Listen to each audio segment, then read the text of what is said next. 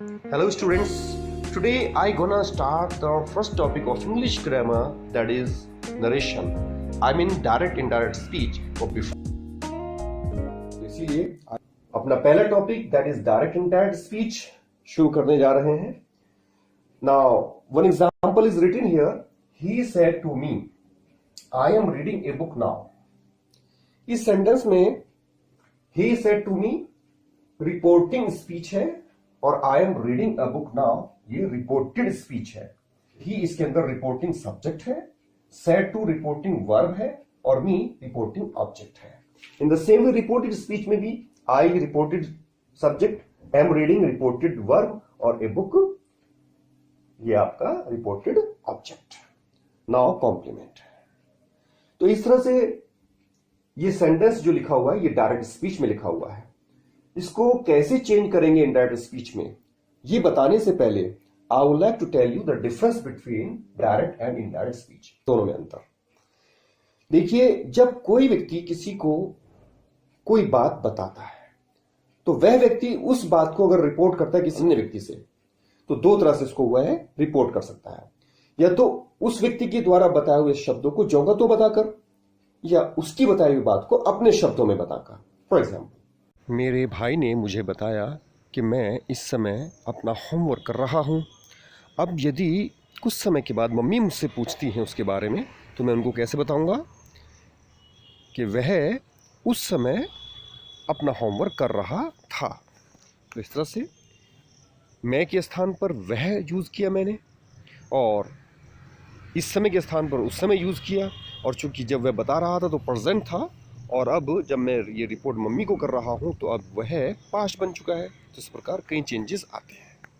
तो इस तरह से किसी की कहे हुए शब्दों को अगर आप अपने शब्दों में बताते हैं तो वह इनडायरेक्ट स्पीच होती है. उसमें काफी चीजें चेंज हो जाती हैं. जैसे आपने देखा मैं के स्थान पर आपने वह यूज किया है तो इस तरह से ये प्रोनाउन जितने भी होते हैं रिपोर्टेड स्पीच के वो बदल जाते हैं. इसी तरह से समय भी बदल जाता है.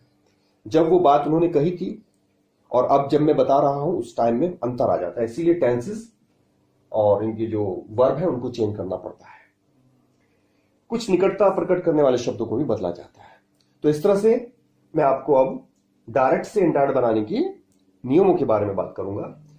रिपोर्ट स्पीच में दिए हुए सेंटेंस की को पहचानना है कि ये सेंटेंस किस तरह का है. It may be assertive sentence, interrogative, imperative, exclamatory और ऑब्जेक्टिव. पांचों में से किसी भी प्रकार का हो सकता है ये. तो इसको आप पहचानेंगे. तो जिस तरह से मैंने कल आपको पांचों प्रकार के सेंटेंसेस बताए थे तो आई होप आपको पहचान हो गई होगी कि ये सेंटेंस किस तरह का है. सब्जेक्ट, फिर वर्ब, फिर ऑब्जेक्ट. ऐसा तो असर्टिव सेंटेंस में होता है क्योंकि इंट्रोगेटिव में तो या तो हेल्पिंग वर्ब शुरू में लगती है या WH वर्ड शुरू में लगता है. और इंपेरेटिव में मैंने कहा था कि मेन वर्ब से शुरू होता है सेंटेंस. एक्सक्लेमेटरी में हुर्रे, एलास या आश्चर्य वाले वाक्य व्हाट या हाउ से शुरू होते हैं. ऑब्जेक्टिव में अक्सर में शुरू में लगता है या उसमें अभिवादन के लिए हम गुड से शुरू करते हैं, गुड मॉर्निंग, गुड आफ्टरनून, या शुभकामनाओं के लिए हैप्पी से शुरू करते हैं. तो इस तरह से हमें पहले सेंटेंस की पहचान होना जरूरी है. तो आई am reading a book now ये असर्टिव सेंटेंस है, ये श्योर हो गया. तो अब हमें इसमें असर्टिव वाले रूल्स लगाने पड़ेंगे. असर्टिव सेंटेंस में हमें एक तो सेड टू को जो चेंज करना है और दूसरा कोमा और इन्वर्टेड कोमा को हटाकर यहां जो वर्ड एज ए कनेक्टिव डालना है. सेंटेंस को कनेक्ट करने वाला जो वर्ड होगा. ये दो चीजें डिफरेंट रहेंगी. इंट्रोगेटिव में ये कुछ अलग तरह के वर्ड्स हो जाएंगे, इंपेरेटिव में कुछ और हो जाएंगे, एक्सक्लेमेटरी और ऑपरेटिव में कुछ और हो जाएंगे. तो ये दो शब्द जो है हर प्रकार के वाक्य में अलग अलग तरीके से लगाए जाते हैं. जबकि रिपोर्टेड स्पीच में भी तीन चीजें बदली जाएंगी. तो प्रोनाउन, दूसरा वर्ब और तीसरा निकटता प्रकट करने वाले शब्द. ये तीनों जो रूल्स हैं ये सभी वाक्यों में सेम चेंज होंगे. तो मेन जो फर्क पड़ता है सेंटेंस के बदल जाने से वो सेड टू के ऊपर और कोमा इन्वर्टेड कोमा के स्थान पर जो हम जोड़ने वाला शब्द लगाएंगे उस पर. तो मैं आपको बता दूं रूल के अकॉर्डिंग असर्टिव सेंटेंस में सेड को टॉल्ड में बदलना चाहिए. He told me.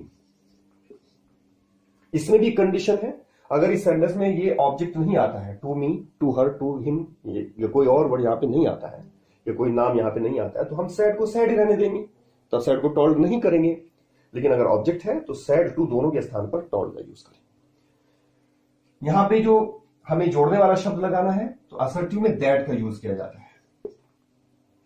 तो ये दो चीजें अलग अलग वाक्यों में अलग अलग हो जाती हैं। फिलहाल असर्टिव में आप इनको समझ लीजिएगा।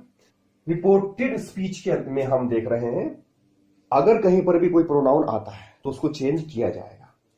प्रोनाउन का रूल सिंपल सा ये है, अब आपको वो चार्ट काम आएगा जो मैंने प्रोनाउन का आपको दिया था, जिसमें I, we, you, he, she, they, it और उनके ऑब्जेक्ट वाले रूप यानी me, us, you, him, her, them, it ये लिखे हुए थे।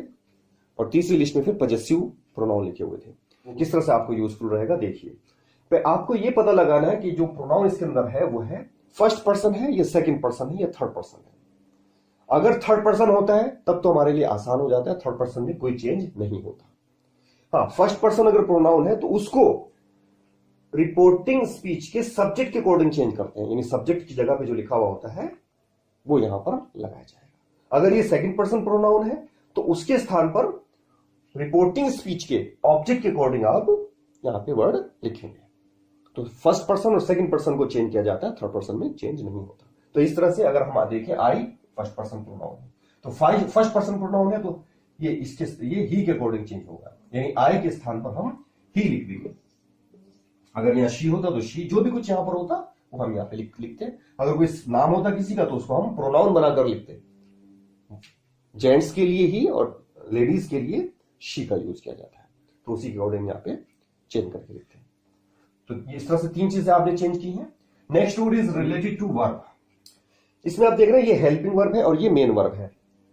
तो ऐसे में रूल तो ये है कि आप इसमें टेंस के अकॉर्डिंग चेंज करते हैं। Present indefinite change past indefinite में चेंज करते हैं, प्रेजेंट कंटिन्यूस को पास्ट कंटिन्यूस में, प्रेजेंट परफेक्ट को पास्ट परफेक्ट में, प्रेजेंट परफेक्ट कंटिन्यूस को पास्ट परफेक्ट कंटिन्यूस में, पास्ट इंडेफिनिट को पास्ट परफेक्ट में और पास्ट कंटिन्यूस को पास्ट परफेक्ट कंटिन्यूस में चेंज करते हैं।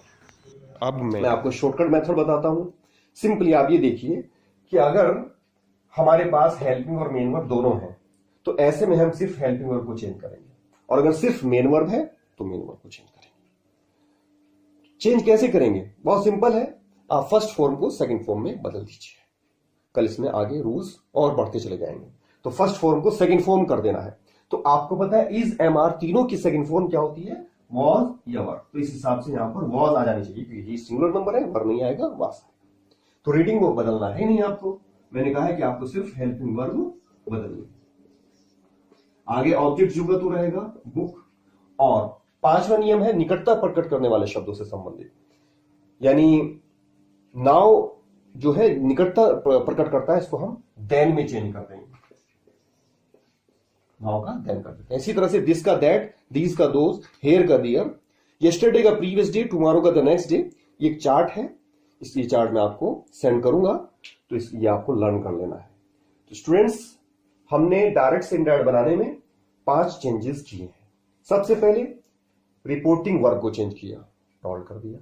कोमा, इन्वर्टेड कोमा को हटाकर उसकी जगह पे दैट लिख दिया। प्रोनाउन को हमें देखना पड़ेगा कि फर्स्ट पर्सन है तो उसको हम सब्जेक्ट के अकॉर्डिंग चेंज करेंगे। अगर यहां पे यू होता तो वो मी के अकॉर्डिंग चेंज हो जाता, क्योंकि यू सेकंड पर्सन प्रोनाउन होता है। थर्ड पर्सन है तो उसको हम जो का तो लिख देंगे। ही, शी, दे, इट होता तो हम यहाँ पे उसको एज इट इज लिख देते। और वर्ब का रूल बहुत सिंपल तरीके से बताया कि फर्स्ट फॉर्म है तो उसको हम सेकंड फॉर्म में चेंज कर देंगे।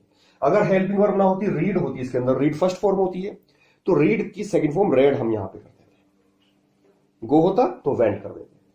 तो इस तरह से ये वर्ब को फर्स्ट में को सेकंड में चेंज करना।